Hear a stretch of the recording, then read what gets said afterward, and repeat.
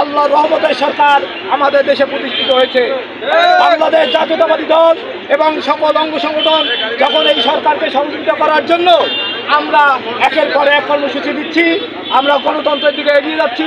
আপনারা জানেন আমাদের লালমনিরহাট জেলার অবিসংবাদিত নেতা অধ্যক্ষ আসাদুল হাবিব টুলু তিস্তা মহাপরিকল্পনার মতো একটি প্রোগ্রাম দিয়েছে, জাগো ভাই তিস্তা বাঁচাই, যেটাকে আমাদের জনাব তারেক রহমান বলেছে, দুইটা সংযুক্ত করেছে, জাগো ভাই তিস্তা বাঁচাই, জাগো ভাই দেশ বাঁচাই। যে প্রোগ্রামটাতে লক্ষ লক্ষ লোক তিস্তার পরে দেখিয়ে দিয়েছে যে না, এটা একটা যুব আন্দোলন, এই আন্দোলনকে সারা পৃথিবী স্বাগত জানিয়েছে। এটা বাংলাদেশের একটা ন্যায্য অধিকার। আমাদের বাংলাদেশ জাতীয়তাবাদী দল এইসব ন্যায্য অধিকারের এক একটার পর একটা প্রোগ্রাম দিচ্ছে। আর অন্য কোনো দলকে বাংলাদেশের সুসংগঠিত করার জন্য, বাংলাদেশের উন্নয়ন করার জন্য আর কোনো প্রকার প্রোগ্রাম আমরা দেখতে পাই নাই। তাই আমাদের এই উন্নয়নকামী, গণতন্ত্রকামী রাজনৈতিক মহড়ার যে আমাদের বিএনপির যে রাজনৈতিক মন, এইটাকে ধূলিসাৎ করার জন্য, এই ইমেজকে নষ্ট করার জন্য কিছু কিছু সন্ত্রাসী কায়দায় আমাদের এই পায়তারা করতেছে, আমাদেরকে বিতর্কিত করার জন্য। আমরা 5 তারিখের পর এই বড় খাতায় দেখেছি একটা রাতের অন্ধকারে দোকান লুট করা হয়েছে।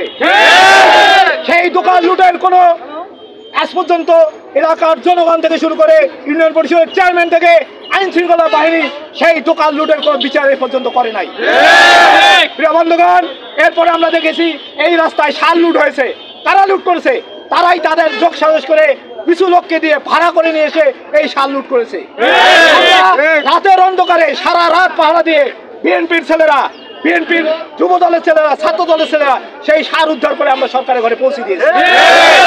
এরপরে আমরা কি দেখতে পারলাম, এর মাঝে তারা বেশ কিছু অরাজকতা করার চেষ্টা করলো। আমরা শান্ত মস্তিষ্কে শান্তভাবে শুধুমাত্র একটু র্যালির মাধ্যমে তাদেরকে জানাইতে চাইছি যে আমরা দেশের পরিবেশ পরিস্থিতি শান্ত রাখতে চাই, আইন শৃঙ্খলা শান্ত রাখতে চাই। আপনারা আসেন, আমরা কাঁধে কাঁধ মিলে দেশটাকে সুন্দরভাবে গড়াই তুলি। কি দেখতে পারলাম, গত পরশুদিন এই আমাদের পাশে নয়ন একজন ব্যবসায়ী, আমাদের যুব দল করতো, ছাত্র দল করতো, সে এখন ব্যবসায়ী, এখানে একটা ব্যবসা করে লক্ষ লক্ষ টাকা তার ব্যবসা হয়। একটি সাধারণ ঘটনাকে কেন্দ্র করে একটি মহল এসে তার দোকানে হামলা করলো।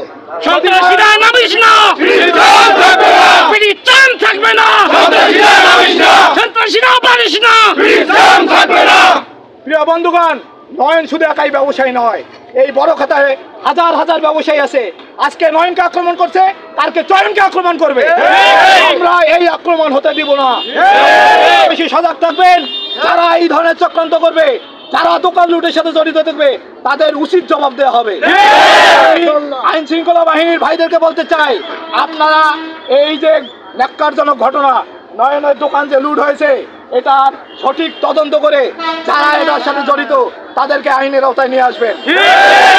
তাদেরকে আইনের আওতায় না আনা হয়, তাদেরকে কোনোভাবে আড়াল করা হয়, তাহলে আমরা সাধারণ জনগণ নিয়ে এই ব্যবস্থা করার জন্য আপনাদেরকে আমরা জনগণের কাঠগড়ায় দাঁড় করাবো।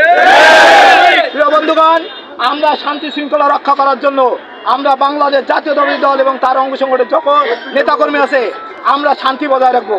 আমরা কোনো উচ্ছৃঙ্খলতা করবো না, আমরা কোনো উচ্ছৃঙ্খল আন্দোলনও করবো না।